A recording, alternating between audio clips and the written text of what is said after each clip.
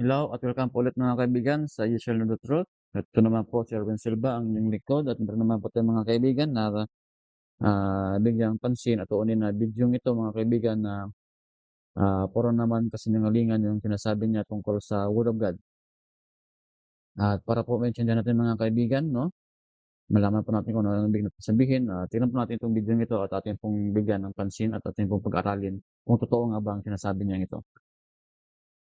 Watch this. The same story of Jesus Christ in the Bible is the same exact story of Mithra.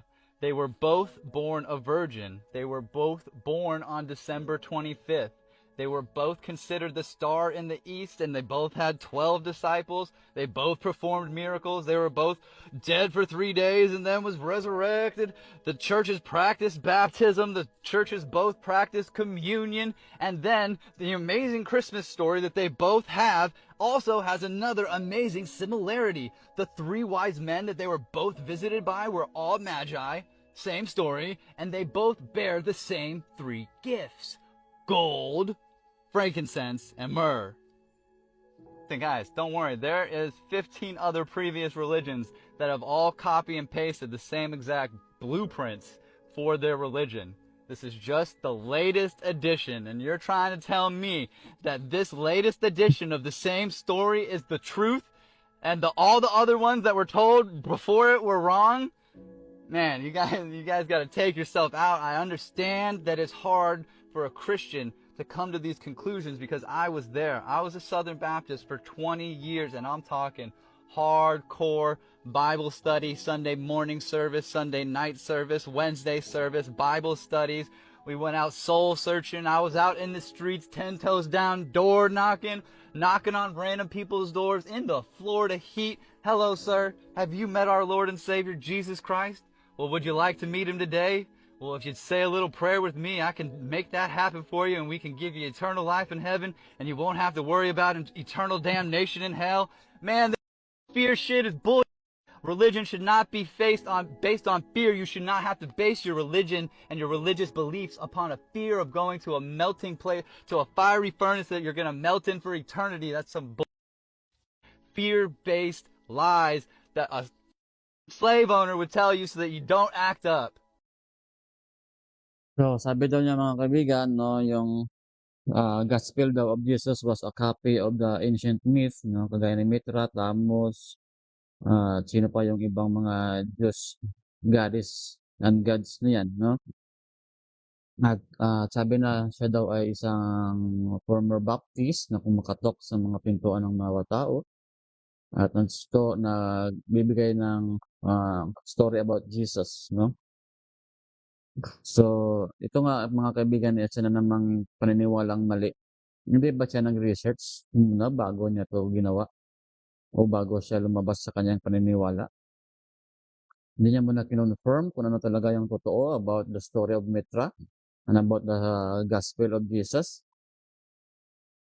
Nakakabahala itong mga kaibigan itong mga taong 'to nag-spread ng isang malaking mali about the story of Jesus, no?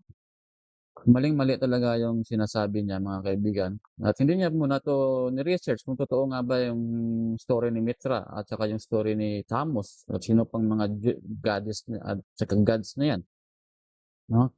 So atin pong tingnan mga kaibigan sa ating source, no, kung ano nga ba ang sinasabi ng source natin about sa ganitong story, no? Ito pong sabi diyan na Jesus at Mithra, no, in a scholarly source. Hindi ko na po kasi makita. Ito po ang sabi diyan mga kaibigan, no? Ito po. Ang dokumentong ito ay buod ng isang scholarly source na nagpapaliwanag kung bakit ang popular na claim na pareho ng story ni Mithra at Jesus ay hindi suportado ng maraming modern historian at scholar. So hindi po suportado yung mga story, no, ni yung merong daw similarity yung story ni Mithra at Jesus, no? Hindi man naman suportado ng mga scholar yan at ng mga historians. Bakit? Ito po, tungkol sa Mithra. The book of the Roman cult, Mithras, no? Si Manfred Closs, ayon kay Closs, ang Mithra religion ay isang mystery religion at halos walang naiwang written theological text. So, wala talagang may naiwan, no? Mayroong mga sigurong mga iba-iba, no, yung mga ibig ko sabihin may mga natira, no, pero hindi po buo, no? Karamihan ng impormasyon mula sa archaeological discoveries tulad ng templo, mitra at carving. Tungkol sa mitra, Jesus parallel. Ito po, atin pong basahin dito. Parallel, no? Oh, bakit wala?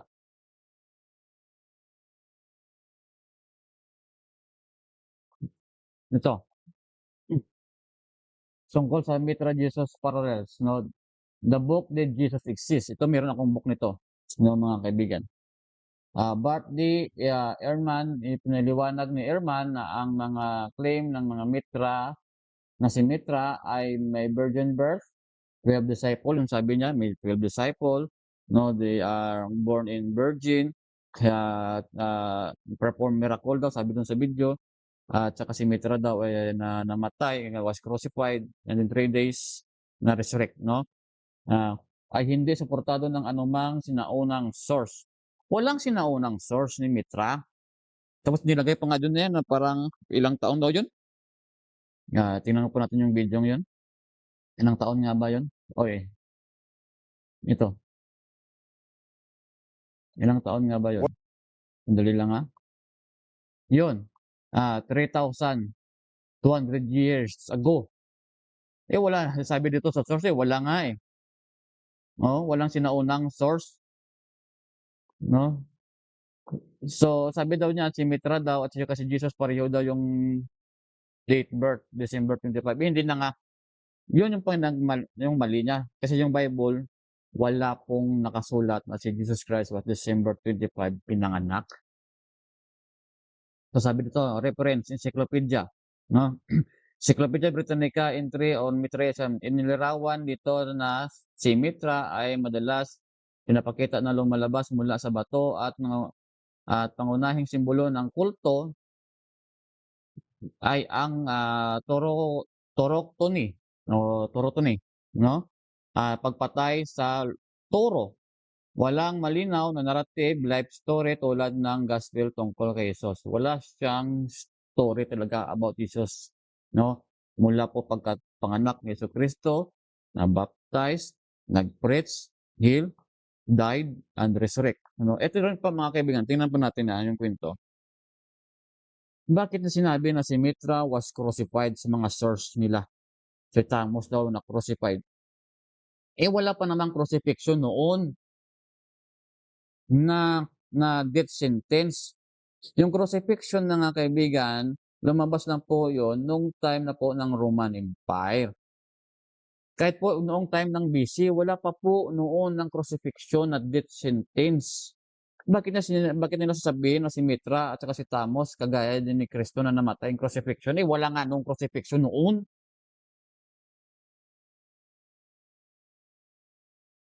Ay, naku, mga taong to talaga.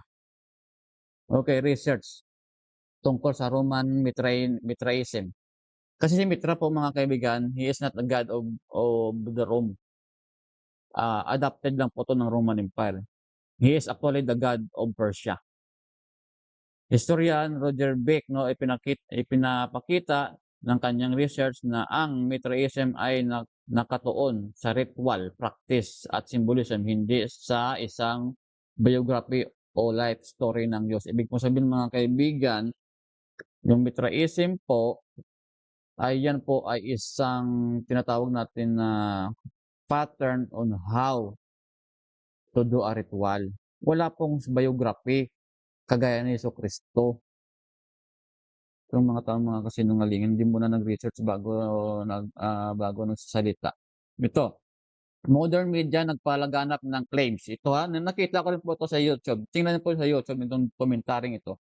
Itong mga dokumentaring ito, marami pong nalinlang ng mga tao dito. At marami pong na-convince na ang Bible talaga ay hindi talaga totoo. Ito po, Sigist, no? The movie 2007, naging popular sa internet ng idea na pareho ang story ni Mitra at Jesus dahil sa dokumentong ito dokumentaryo na ito. Ngunit marami ang mga claims na ito ay hindi suportado ng historical evidence. Wala. Mga kasinungalingan lahat. Ito mga kaibigan, ang totoo kasi niyan, sila po ang nag-copy ng gospel. Kasi po, yung wala silang masyadong informasyon na nakuha about Mithra.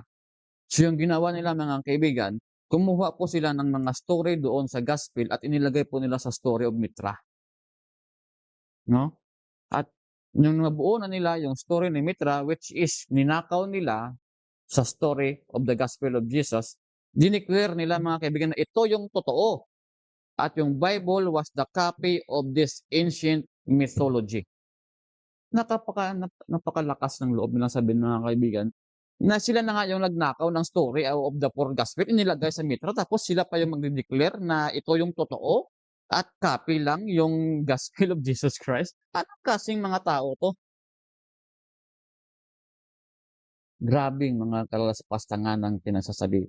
Oo, makatok daw siya sa mga pinto ay ang mga former Baptist na nag-share ng story about Jesus. Yung pala ay isa pala yung copy ng hanggang kailan ba lulukohin ng mga taong ito yung kanilang mga sarili? Hanggang kailan nila lulukohin ang mga taong mga inosente? At yung mga inosenteng tao, mga kaibigan, ay naloko na nila. At marami na pong naniniwala sa kanilang mga panuloko at marami at naniniwala din sila sa kanilang panuloko sa kanilang mga sarili. Ano nga ba ang basihan natin mga kaibigan? Bakit natin nasasabi na totoo yung gospel na ito? Ito po mga kaibigan, tingnan niyo po itong gospel na ito. Ano ba ang sabi Watch nila this. The about same story of Jesus Jesus Christ sa mga early historians po mga kaibigan, no? Ito po ang sabi niya, no? Around AD 116,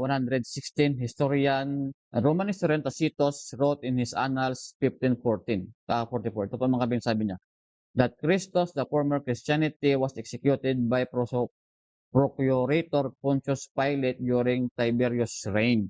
Tacitus, a hostile witness, described Christianity as a pernicious superstitious. But ibig sabihin po mga kaibigan, sa kanila kasing time, yung Christianity ay banta sa kanila.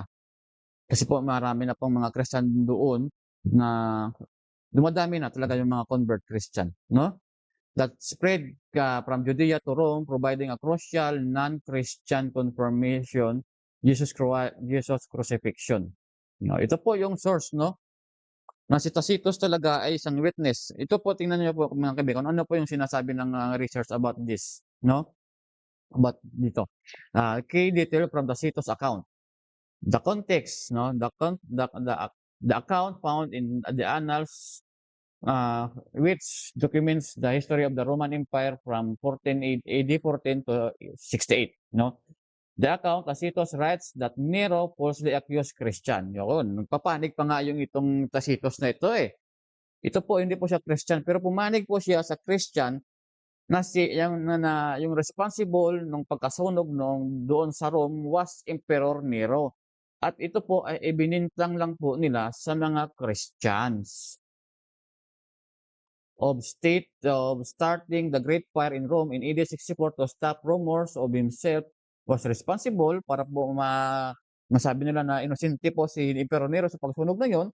So, binaling po nila sa mga Christian yung pagsunog na yon. At sa ganitong time, eyewitness po si Tacitus kung paano pinatay yung mga Christians, kung paano po ito sila crucified, paano sila sinunog ng buhay, paano sila pinakain sa leyon ng buhay. Yan po ang story niyan. At ba? The founder, Tacitus notes that the name Christian originated from Christos, who was executed by Pontius Pilate, a procurator of Judea during the reign of Tiberius. Kaya po, ito po yung nakalagay sa Bible talaga. Si Pontius Pilate in Luke chapter 3 was the governor of Judea. At yung emperor doon na nakasulat sa Bible, sa Luke chapter 3 was Tiberius Caesar. Ito po tumutugma. The belief Tacitus reports that this superstitious was temporarily suppressed but later erupted again, spreading from Judea to Rome. So, pinagpapatay ang mga Christians na ito. Pero again, maraming din na naniniwala at nag-convert into Christianity. Ito rin, significant scholar often view this mention as independent Roman verification of historical existence of Jesus and his death by crucifixion, as Tacitus is unlikely to have used a Christian source. Ibig sabihin mo mga kaibigan, hindi po siya kumuha doon sa mga Christian. So kasi mga tao to, pag nabasa po nila itong si Jesus Christ, na nasa libro ni Tacitus, sasabihin na lang nila, fabrication po yan ng mga early Christians. Pinapabricate lang po nila yung mga librong ito para mapaniwala na si Jesus Christ talaga was existed. Tingnan mo mga kaibigan, kung ano yung lumalabas sa kanilang mga utak. Para silang si Emperor Nero. Ibinibintang nila yung mga ginagawa nilang mali sa mga Christians. Ay, iwan ko na lang sa mga taong ito. Nananahimik ang mga Christians tapos binibintang nila kung ano yung mali. Yung maling ginagawa nila sa mga Christians sila binibintang. Ano ba itong mga klaseng mga taong ito? Ito rin po, si Pliny the Younger, sabihin natin the Roman governor, wrote to Emperor Trajan. Kasi po sa ganitong time ni Emperor Trajan, no, meron po ditong lockdown. Bawal po dito yung mass gathering. At ito po yung sabi dito, seeking advice on prosecuting Christians in Brittany. No, so nag-ano daw siya na dapat i-prosecute yung mga Christians kasi po yung mga Christians nito ay nagtatago po sila. Nagwo-worship po sila na tumatago po sila sa mga authorities kasi po bawal po yung mass gathering doon, no? So ito po naghahanap po siya ng ebidensya, no, o advice, no, na ipe-persecute yung mga early Christians. Ito pong sabi doon. He documented that they met to worship Christ. It mentioned din, no, si Christ. Yung mga early Christians nagtitipon to worship Christ as if they were a God. They unsung hymns, providing non-early Christian evidence for the existence of Jesus and the rapid spread of his followers. Ito po, another source din po ito. No? Ano pong sabi ni Pliny? The key detail from Pliny letters, no? Worship of Christ. Pliny documented that Christians sang hymns to Christ as deity. Ethical vow. He noted that Christians swore an oath to avoid crimes like theft and adultery and to uphold their words. Ito pong sinasabi, yung mga Christians nga ayaw nga ng kanilang ng karasan tapos sasabihin nila na yung mga Christians ay gumagawa, pinapabricate nila yung mga books ni Pliny, yung book ni Tacitus. Ayaw nga nila ng karasan. Tingnan niyo po, si Pliny po dito nagsabi mga kaibigan. Tapos gagawa sila ng istorya na pinapabricate ng mga Christians yung mga books nila. Ano ba klaseng mga tao to? Ito rin po, routine practice, they held meeting on a specific day of the week. Ano bang specific day of the week na kanilang in-observe? Wala na pong iba yun, mga kaibigan. It's a Sabbath day. Gathering before dawn. Pliny described Christianity as misguided, expressive, superstitious that was spreading beyond the cities and villages. Ito kasi mga kaibigan, no, misguided. Siguro ito yung sinasabi nila na misguided. Na kasi po si Pliny, habang hinahanap ni Pliny yung mga Christians at nakita niya yung mga Christians na nag-gather to worship Christ, no? Sabi daw ni Pliny, yung mga Christians daw ay nagiging kanibal. Bakit? Iniinom po nila yung dugo at kinakain po nila yung laman ni Christ. Kaya po, na-misinterpret po yun ni Pliny. Yung sabi daw ni Pliny ay naging kanibal po yung mga Christians. Hindi po yun ibig sabihin nun. Ibig po sabihin nun, sa amin ngayon, kung sa Catholic Church po, yan po ay Eucharist, no? Sa amin po, mga Seventh-day Adventist yun po ay isang tinatawag namin na Santa Sinas po. We break bread and we drink grapes juice po. Yun po yung ginagawa ng mga early Christians. Pero yun po ay na-misinterpret po yun ni Pliny, na sabi ni Pliny, yung mga early Christians daw ay umiinom ng dugo at kinakain ng laman ni Jesucristo. Nagiging kanibal na po sila. Hindi po yun ang ibig sabihin, no? Kaya po, ito po yung sinasabi, parang ito po yung sinasabi niyang mas misguided daw yung mga early Christians, no? Test of faith. Those suspected of being Christians were asked to curse Christ and offer incense to the Roman emperors and emperor statues, no, whose refused will be executed. Ito rin po ang sinasabi. Maraming mga Christians na sabi daw nila ay course niya si Christ pero hindi nila ginagawa. Mag-worship kayo sa mga emperor statues, hindi rin po nila ginagawa. At yung mga early Christians po ay namatay. Ito pa, yung sinasabi nila na copy na ng early ng mga gods mythology, na willing nila i-sacrifice yung kanilang buhay about the gospel. Ano bang klaseng paniniwala itong mga taong 'to? Flavius Josephus, ito pong sabi niya, in this work, Antiquities of the Jews, the first century Jewish historian Flavius Josephus provide two distinct reference to Jesus of Nazareth. Ito, ano po yung mga passage niya?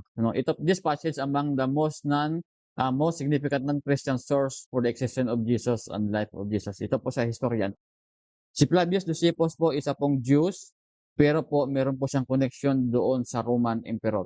Ibig sabihin, nakaupo po siya doon sa table of the Roman Emperor. Kaya alam niya po, mga kaibigan, kung ano yung mga plano ng Roman Emperor. Alam niya po kung ano yung mga nandun sa Rome. Ito pong sabi lang. The first more intensive book, reference book, 18, chapter 3, known as Testimonium Flavium. It described Jesus was a wise man, a teacher of those who accept the truth with pleasure and former the startling deeds. It notes that Jesus gained a follower among both Jews and Greeks, was condemned to the cross by Pontius Pilate. Again, ito rin, pareho rin sinasabi nila. And that the tribe of Christian named after him continued to exist in the time of Josephus. Yung Christian daw came from the name Christ. Ito po, meron po talagang history. Sabi naman, fabricated naman na yan ng mga early Christians. Bahala kayo kung yan yung iniisip nyo.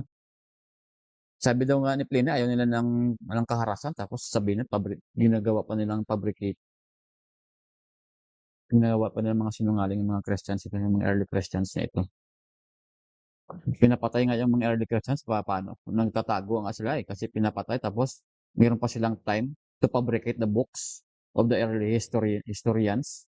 Ano bang klaseng mga otak nitong mga taong to? The reference to James, brother of Jesus, ito po ang sabi niyan, pangalawa pong source. The second reference, book 20, chapter 9, occurs in the account of stoning of James, whom Josephus identified as brother of Jesus. Kasi po, si Flavius Josephus was eyewitness din po to ng mga early Christian persecution. Siya din po ang eyewitness kung paano po nagiba yung temple in Jerusalem. Mamaya atin po yung tignan. Ginamit niyo pa po dito na si Christ was called, si Jesus was called Christ. Kasi po, nung time ni Flavius Josephus, marami pong James na name. Hindi rin po niya pwedeng gamitin na si Joseph, kasi po marami din pong Joseph na name noon. Meron pong Joseph na tatay at meron pong James na anak, no? At meron din pong Jesus na name noon. Hindi lang po si Jesus yung may name noon. Kasi po Jesus means Joshua, no? So marami pong Joshuang name nung time ni James, Joseph, and Jesus. Para ma-identify po kung sino pong James ito, nilagyan po ito ni Flavius Josephus na Christ. Kasi si Jesus lang po ang may title noon na Christ.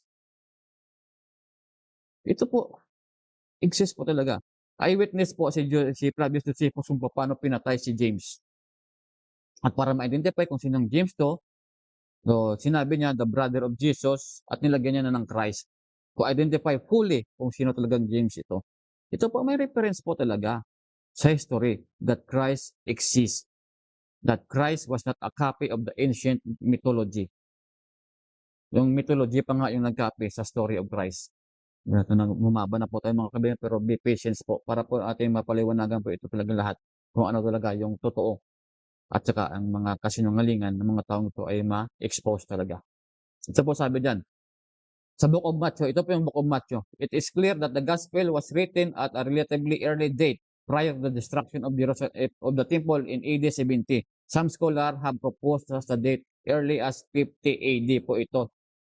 Sinulat yung Book of Matthew. Kasi po yung reference nila, yung destruction of Jerusalem.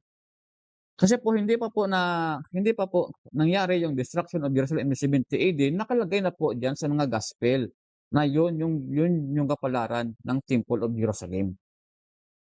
Kaya po ito po talaga yung mga scholar nagpakatotoo. Pinapatunayan po nila na totoo yung gospel. Kasi po hindi pa po nagiba yung Jerusalem, yung temple doon sa Jerusalem, nakalagay na po sa gospel of Jesus. Sorry po. Book of Mark. Many scholars date Mark in the 60 AD, some date later, since Mark 12:2, predict the fall of Jerusalem in AD 70, and they denied that Jesus could have foretold the future. So rin po, yung reference niya po, no, para malaman na totoo talaga yung Gospel of Mark because of this destruction of Jerusalem na nakalagay doon sa Mark na hindi pa po nangyari, naisulat na po sa Gospel. Ito rin po sa Luke. The book of Acts end with Paul still in Rome, which led to the conclusion that Luke wrote this book from Rome during Paul's imprisonment. No? So kasi po ito pong Luke kasi, no, at saka yung Acts, ito po ay isinulat po ni Luke sa isang tao na si Theophilus. At si Theophilus po, siya po ay sinasabi ng mga scholar na abogado ni Paul. At si Paul po kasi ganito, nililatest na po. At meron po siyang decree, as a death decree po. So para po to support na kung ano talaga yung pinaniniwalaan ni San Pablo, sumulat si Luke kay Theophilus na ito yung paniniwala ni San Pablo kung bakit hindi niya po kayang isurrender yung kanyang paniniwala about Jesus Christ. No? Kaya po nabuo yung Book of Luke at nabuo yung Acts of the Apostles. Tingnan nyo na lang po sa chapter 1 ng Luke at chapter 1 ng Acts of the Apostles. Makikita nyo po dyan yung pangalan ni Theophilus. Luke records Jesus' prophecy of destruction of Jerusalem in 70 AD. Ito talaga yung mga reference nila mga kaibigan, no? Yung 70 AD, the destruction of Jerusalem. Kaya po mga kaibigan, wag po kayong maniniwala sa mga taong ito na yung Mithraism daw was the original story of the gospel of Jesus Christ. Sabi nila, copy lang daw yun, yung book, yung for gospel to the Mithraism, na yung totoo pala ay sila po yung nag-copy ng story of the Bible at ginawa po nilang story of Mithraism. At sila pa po nang declare na yung Mithraism daw was the original kaysa sa gospel. Nakakatakot ang mga taong ito mga kaibigan at marami sila pong nalilinlang. Kaya po mga kaibigan, wag po sana tayong magpakalinlang sa mga taong ito. At kung may mga video pa po kayong nakikita about this, no, wag na po kayong maniwala, no, na nagsasabi sila na copy lang daw yung gospel sa Mithraism. Kasi po, itong mga taong to, gina-guide po kayo papuntang impyerno. Kaya po mga kaibigan, sana po ay tayo po ay mag-study more deep sa Word of God para po wag po tayong malinlang ng kahit nino man. Again po, ito po si Erwin Silva, and you shall know the truth.